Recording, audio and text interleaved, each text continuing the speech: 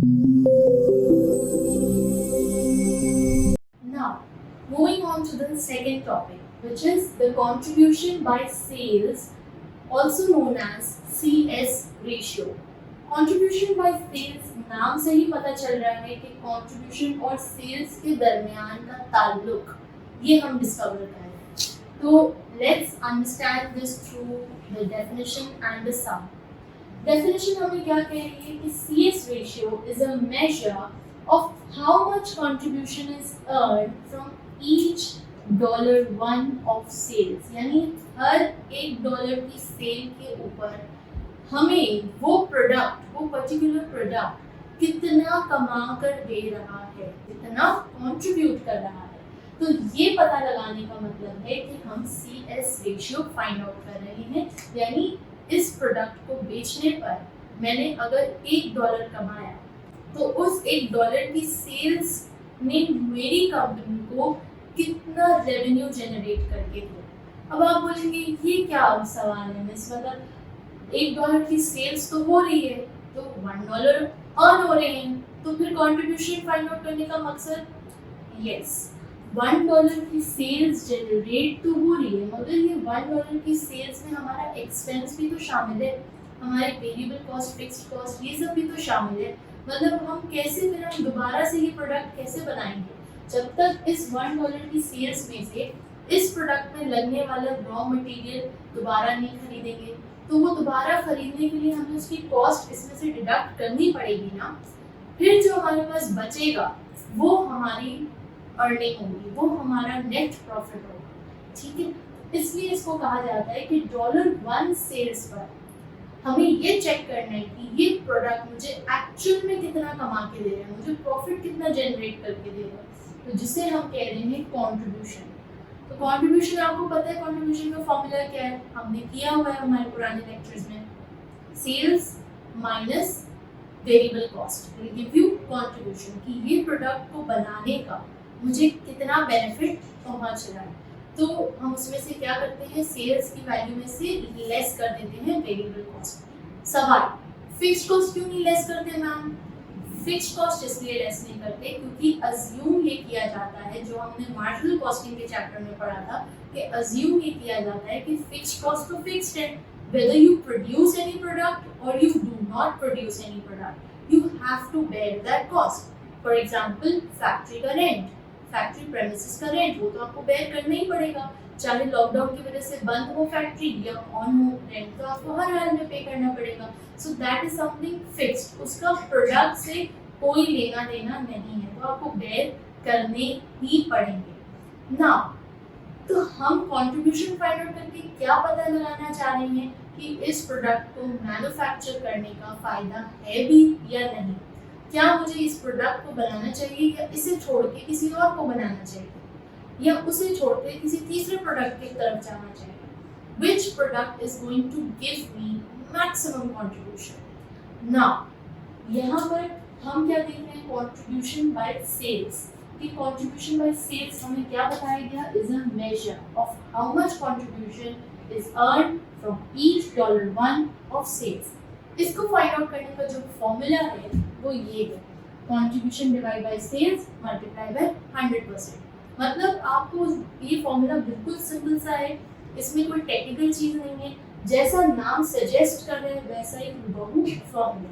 अब हमें सिर्फ पुट करना है, ये हमारे पास एग्जांपल है, हमें इस फॉर्मूला को यहाँ से डेटा पिक करके फॉर्मूला पर डेटा को पुट करना है और CS रेशियो फाइंड आउट करना है। Alright, expected sales 10,000 units, $8 per unit, and the total revenue is $80,000. Next, variable cost $5 per unit, यानी टोटल वेरिएबल कॉस्ट कितनी आएगी, 50,000। फिर 50,000 के बाद हमारे पास कंट्रीब्यूशन कितनी आ जाएगी, $30,000। This will be our contribution. Now क्या कह रहे हैं, फिक्स्ड कॉस्ट 21,000 है, calculate the CS ratio. CS ratio calculate करो तो कैसे कैलकुलेट करेंगे, contribution divide by sales. Contribution हमने फाइंड आउट कर लिया 30,000, divide by sales 80,000, multiply by 100%। इसको सॉल्व करते हैं, देखते हैं क्या आंसर आता है। तो हमारे पास आंसर आया 30,000 divide by 80,000 multiply by 100% is equals to 37.5%। 37.5% से क्या हो रहा है? इट मीन्स कि जब भी हम इस प्रोडक्ट के एक यूनिट को बेचेंगे और उस पे $1 की सेल होगी तो उस पे हमें 37.5% का कंट्रीब्यूशन मिलेगा। ये प्रोडक्ट हमें $1 की सेल पर 37.5% कंट्रीब्यूट करेगा। CS रेशियो हमें ये बता रहा है। 37.5% से क्या हो रहा था कि $1 की सेल्स पर हमें 37.5 सेंट्स ये प्रोडक्ट बनाने पर मिलेंगे। ये प्रोडक्ट को मैन्युफैक्चर करने पर हमें $1 की सेल्स पर ये प्रोडक्ट 37.5 सेंट्स कमा कर देगा, कंट्रीब्यूट करेगा। यानी वो अमाउंट होगी 37.5 सेंट्स जो हम कह सकते हैं कि ये हमने अर्न किया, ये कंपनी ने अर्न किया इस प्रोडक्ट को मैन्युफैक्चर करके। Okay, there is one alternative way to find out the break-even point. हमने थोड़ी देर पहले देखा कि break-even point हम किस तरह find out कर सकते हैं using the formula. Now there is one more method by which we can find out the break-even point, which is this: required contribution या फिर fixed costs. Required contribution और fixed cost divided by CS ratio.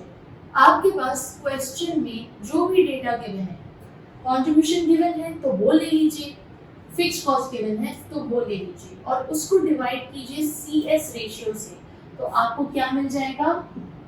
Break even point, यानी the number of units at which there will be no profit, no loss. There is a question given here, try to solve this question yourself, pause the video and try to solve the question.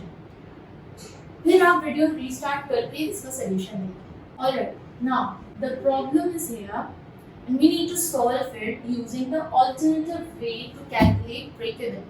हमारे पास क्या क्या चीजें given है? CS ratio given है, contribution given है और हमसे क्या पूछा जा रहा है कि प्रोडक्ट W के कितने यूनिट्स प्रोड्यूस होंगे अगर तो हम चाहते हैं कि उनकी सेलिंग प्राइस $10 पर यूनिट के हिसाब से हो, तो ब्रेक इवन यूनिट्स कितने बिकने चाहिए।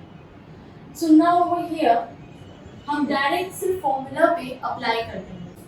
हमने सिंपली क्या करना है, यहाँ से हमने फैक्ट्स उठाने हैं और यहाँ पर फॉर्मूला पर पुट डाउन कर देना है। 50,000 हमारे पास रिक्वायर्ड कंट्रीब्यूशन है, 50,000 CS रेशियो 20% डिवाइड करेंगे, $2,50,000 आएंगे। Now $2,50,000 आएंगे, अभी तक ब्रेक इवन पॉइंट नहीं आया है, तो ब्रेक इवन पॉइंट यानी कि number of units find out करने के लिए हम इस 2,50,000 को डिवाइड कर देंगे $10 से, which is a selling price per unit। जब हम $10 से डिवाइड करेंगे, we will get 25,000 units, which would be our break even point. Okay, now the third topic, margin of safety. Margin of safety किसे कहते हैं, आइए देखते हैं। It is the difference in units between the expected sales volume and the break-even sales volume. यानी कि ये किसके दरमियान का फर्क है? Expected sales volume and break-even sales volume. Alright, इन दोनों के बीच का जो फर्क है उसे कहते हैं margin of safety.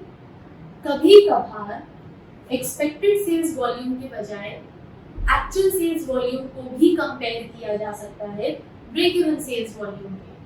हमने सोचा 10,000 यूनिट्स बनेंगे एंड सेल होंगे, इन रियलिटी 8,000 यूनिट्स बने, ब्रेक इवन पॉइंट 6,000 था।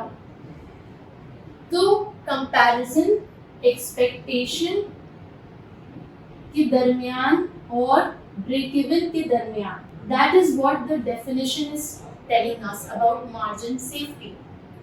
मगर कभी कभार क्या होता है कि एक्सपेक्टेड को इग्नोर करके एक्चुअल और ब्रेक इवन को कंपेयर किया जाता है और इन दोनों का जो डिफरेंस है 2,000, उसे क्या कहेंगे?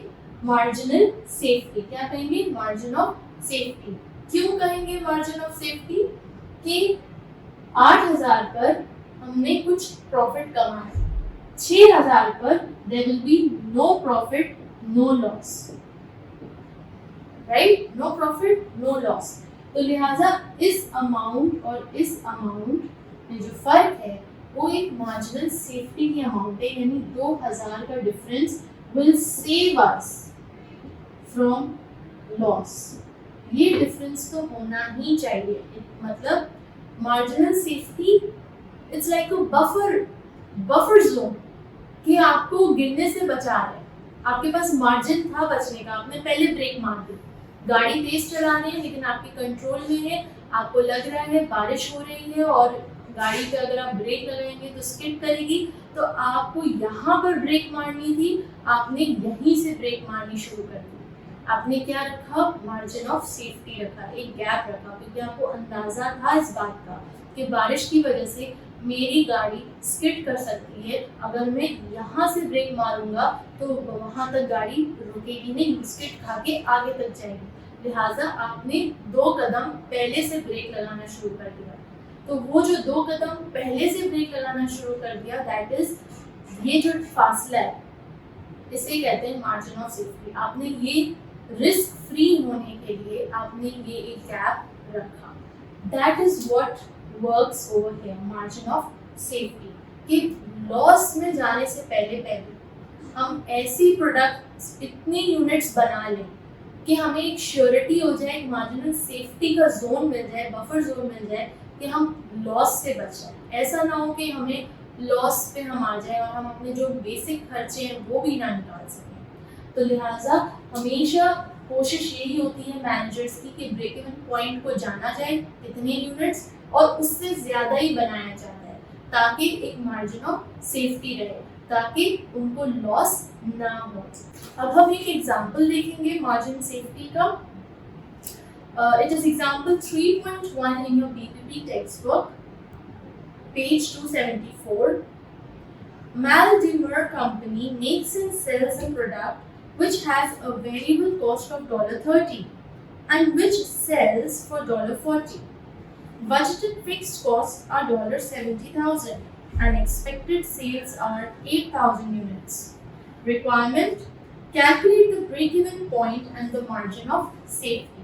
हमें इस सवाल में दोनों चीजें फाइंड आउट करनी है, ब्रेक इवन पॉइंट की और मार्जिन ऑफ सेफ्टी की। ओके, इसको सॉल्व करना है। पेज 274 पे ये सवाल है और हमने इस सवाल को पढ़ा और इसके फैक्ट्स को देखते हुए हम total fixed cost divide by contribution per unit, ये फॉर्मूला है ब्रेक इवन पॉइंट का, इस पर हमने सारे फैक्ट्स अपने लगा देने हैं एज इट इज। हमारे पास सवाल में गिवन था कि 70,000 कंट्रीब्यूट टोटल फिक्स कॉस्ट है, $70,000 टोटल फिक्स कॉस्ट है और उसकी कंट्रीब्यूशन हमने फाइंड आउट की, कैलकुलेट की। किस तरह से? हमने टोटल सेल्स रेवेन्यू में से टोटल वेरिएबल कॉस्ट डिडक्ट किया, यानी 8,000 यूनिट्स हमारे पास थे जो उन्होंने बताए थे हमें कि expected units to be sold is 8,000 units and it must be sold at a price, selling price of $40 each unit, at the rate of $40 each unit. तो हमारे पास टोटल आया 3,20,000, that is the total sales revenue. फिर हमारे पास total variable cost 8,000 multiplied by 30 because $30 was the variable cost per unit, multiply किया 2,40,000 आ गया। दोनों को हमने डिडक्ट किया, 3,20,000 minus 2,40,000 gave us 80,000. 80,000 को हमने 8,000 यूनिट्स से डिवाइड किया क्योंकि 8,000 was the expected number of units for sale. जब हमने डिवाइड किया हमारे पास कंट्रीब्यूशन की फिगर आ गई, दैट इज $10। तो $10 से फिर हमने क्या किया, हमने यहाँ ब्रेक इवन पॉइंट के फॉर्मूला पे $70,000 which is the total fixed cost divide by $10 which is the contribution per unit. हमारे पास आ गए break even units which is 7,000 units, at which अगर हम 7,000 यूनिट्स बनाएंगे और बेचेंगे तो हमारा ना लॉस आएगा ना प्रॉफिट आएगा। ओके जी, मार्जिन ऑफ सेफ्टी हमें पता है expected units to be sold minus हम उसको कंपेयर कर रहे हैं ब्रेक इवन यूनिट्स से, तो 8,000 minus 7,000 will give us 1,000 units. 1,000 units will be called a margin of safety. हम 1,000 यूनिट्स का मार्जिन रखेंगे ताकि in order to avoid loss and in order to make sure कि हम लॉस पे नहीं जाए। अगर प्रॉफिट नहीं कमा रहे कोई बात नहीं, मगर ब्रेक इवन पर आ जाए, लॉस पर नहीं। ओके जी, इट में ऑल्सो भी एक्सप्रेस्ड एज, यानी इसको हम परसेंटेज की शक्ल में भी एक्सप्रेस कर सकते हैं। 1,000 divide by 8,000 multiply by 100 will give us 12.5%. यानी मार्जिन ऑफ सेफ्टी आपको कितना रखना होगा?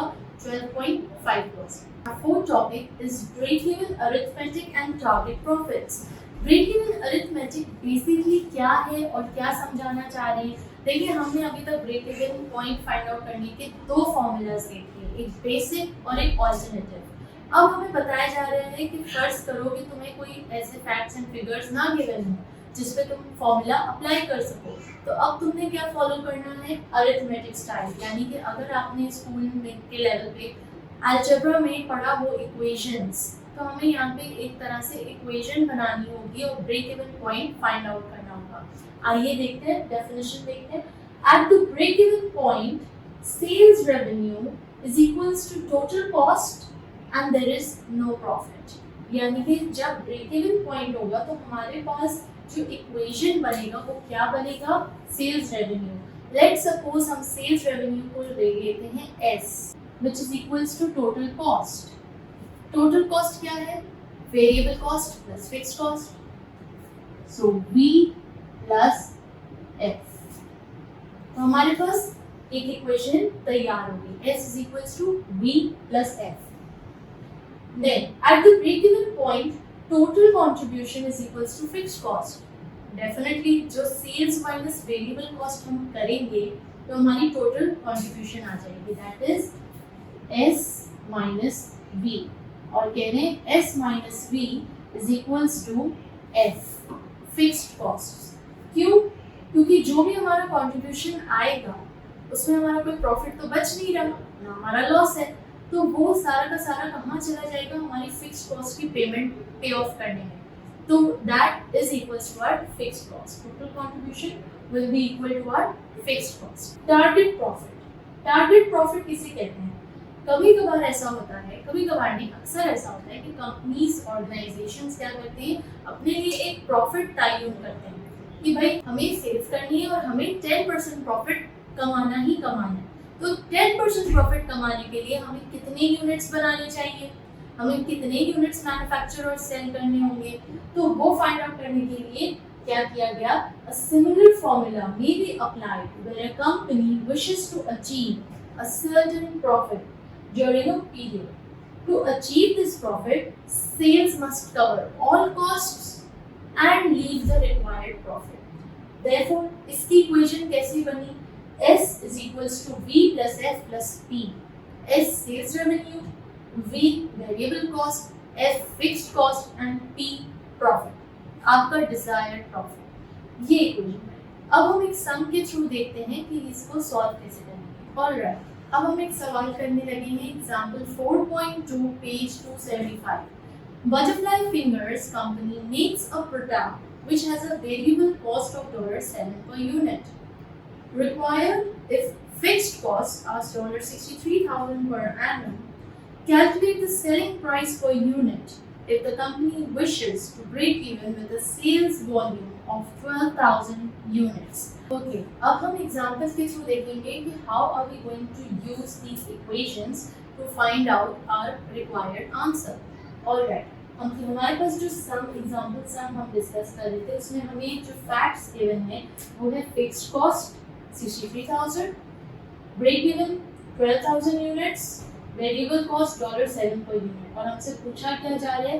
Find selling price per unit। अब हम इसको इक्वेशन के जरिए किस तरह सॉल्व करेंगे? हम देखेंगे हमारे पास डेटा क्या गिवन है। हमारे पास डेटा जो गिवन है वो है फिक्स्ड कॉस्ट, ब्रेक इवन और वेरिएबल कॉस्ट। हमें फाइंड क्या करना है? सेलिंग प्राइस पर यूनिट, यानी हमें S फाइंड करना है। And we know that S is equals to V plus F, that is variable cost plus fixed cost. तो वेरिएबल कॉस्ट हमें मालूम है, गिवन है, मगर फिक्स्ड कॉस्ट हमें नहीं मालूम। फिक्स्ड कॉस्ट हमें टोटल में मालूम है, हमें पर यूनिट नहीं मालूम। तो हम क्या करेंगे? हम per unit fixed cost find out करेंगे। और per unit fixed cost find out करने के लिए हमें क्या करना होगा? हमें देखना होगा कि 63,000 के साथ आखिर क्या किया जाए। तो लेट्स सी कि अगर हमें F फाइंड आउट करना है, फिक्स्ड कॉस्ट फाइंड आउट करना है, तो फिक्स्ड कॉस्ट ऑफ इक्वेशन क्या बन रही है? S minus V। Now S minus V बन तो रही है मगर S तो हमें मालूम ही नहीं है। अब क्या करें? फिर क्या करें, फिर हमें क्या करना होगा कि हमें देखना होगा कि contribution required to break even वो कितना है। हमें यहाँ पे गिवन है total contribution is equals to fixed cost. तो contribution is equals to fixed cost, तो हमें मालूम है कि हमारे पास फिक्स्ड कॉस्ट गिवन है 63,000, यानी हम ये अज्यूम कर सकते हैं कि fixed cost 63,000 is equals to total contribution. तो हमने यहाँ पे लिख दिया 63,000। ठीक हो गया। अब हमें वॉल्यूम ऑफ सेल्स मालूम है, volume of sales break even 12,000 units है, हमने लिख दिया। फिर हमें क्या फाइंड आउट करना है, रिक्वायर्ड कंट्रीब्यूशन पर यूनिट, यानी बेसिकली हमें क्या फाइंड आउट करना है, फिक्स्ड कॉस्ट पर यूनिट। तो हम क्या करेंगे, 63,000 डिवाइडेड बाय 12,000, क्योंकि हमें आंसर मिलेगा $5.25। तो हमें फिक्स्ड कॉस्ट पर यूनिट हमने फाइंड आउट कर ली और हमें वेरिएबल कॉस्ट पर यूनिट मालूम है। तो अब हम क्या करेंगे, वेरिएबल कॉस्ट पर यूनिट को फिक्स्ड कॉस्ट पर यूनिट से ऐड अप कर लेंगे। तो हमने क्या किया, फिक्स्ड कॉस्ट को वेरिएबल कॉस्ट से भी ऐड अप कर लिया, फिक्स्ड कॉस्ट को वेरिएबल कॉस्ट में ऐड अप कर लिया। हमारे पास क्या आंसर आ गया, selling price per unit which is S, जिसकी तलाश में हम निकले थे। और हमें किस इक्वेशन से मिला, इस इक्वेशन से मिला कि s is equals to v plus f। और फिर हमें इस इक्वेशन से पता चला कि फिक्स्ड कॉस्ट और s माइनस v बराबर है। देयरफॉर हमने फिक्स्ड कॉस्ट को डायरेक्टली किससे डिवाइड कर दिया, ब्रेक इवन यूनिट से। तो हमें fixed cost per unit find out. This is how we are going to use the equation to find out whatever the question is asking us. यानी हमें basic मालूम होना चाहिए कि इसको हम किस तरह से यूज कर सकते हैं, हम इसको किस तरह से यहाँ इक्वल टू के इस तरफ लाएंगे, किस तरह ये चीज इधर आ जाएगी और हम अपने रिक्वायर्ड आंसर पे पहुंच जाएंगे। This is how we are going to use these equations to find out the required answer. जो भी एग्जामिनर हमें रिक्वायरमेंट में पूछेगा, हो सकता है अभी इसने सेलिंग प्राइस पूछी है, हो सकता है वो वेरिएबल कॉस्ट पूछे, बाकी सारी चीजें गिवन हो सकता है वो फिक्स्ड कॉस्ट पूछे, बाकी सारी चीजें गिवन हो। तो अब हमने with the help of the equation जो गिवन रिक्वायरमेंट है वो हमने फाइंड आउट करनी है। I hope it is clear. अब हम मूव ऑन करेंगे नेक्स्ट टॉपिक।